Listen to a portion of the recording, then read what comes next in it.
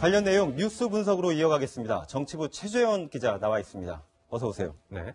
북한이 아침이 다르고 또 밤이 다르네요. 허를 찌르듯이 현송원을 파견하겠다고 했다가 또 갑자기 중지하겠다고 그랬습니다. 이게 우리 정부를 놓고 들었다 놨다 한다는 그런 지적이 나오고 있는데요. 네, 이 예정대로라면 오늘 남한 땅을 밟은 현송월의 모습을 볼 수가 있었을 텐데요. 저희 역시도 사실 통일대교부터 시작될 현송월의 동선을 따라서 이 취재 계획을 짜고 있었는데 갑작스런 취소 통보의 준비가 무색해졌습니다. 북한은 당초 제안부터가 기습적이었습니다. 어제 오전 11시쯤 현송월을 단장으로 한 예술단 사전 점검단을 보내겠다고 통보를 했었는데 하루 전 통보도 결례지만 취소 방식은 더했습니다. 어제 밤 10시에 돌연 파견을 중지하겠다라고 통보를 했는데 11시간 만에 이렇게 말을 뒤집으면서도 이유는 설명하지 않았습니다. 네, 그런데 사실 북한이 이렇게 일방적으로 약속을 파기하는 모습 이전에도 있지 않았습니까? 네, 그렇습니다. 2014년 인천 아시안게임 때도 그런 일이 있었습니다. 민영 응원단으로 불렸었죠. 350명의 대규모 응원단을 보내겠다고 공언하다가 돌연 취소를 했습니다. 2015년 5월에는 반기문 당시 유엔 사무총장의 방북을 허가했다가 하루 만에 또 취소하기도 했었고요.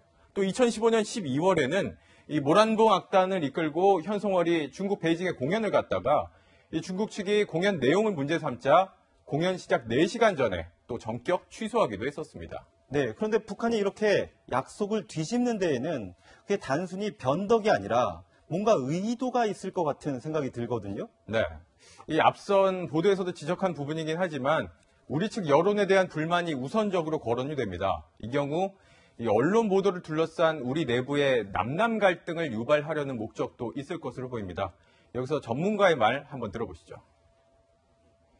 북한은 체제와 존엄을 중시하는 국가이기 때문에 부정적 여론 이런 것이 있어가지고 우리 정부가 너무 소극적으로 대응하고 있다.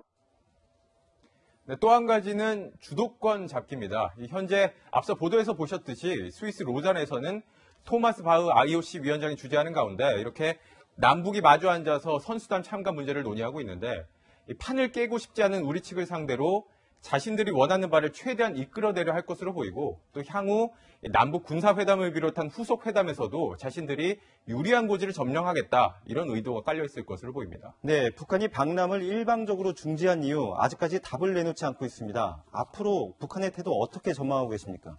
네, 우선 정부는 북한이 점검단 파견을 취소한다고 하지 않고 중지한다는 표현을 썼다는 점을 강조하고 있습니다. 그러니까 북한이 결국엔 사전 점검단을 보낼 것으로 기대한다는 건데요.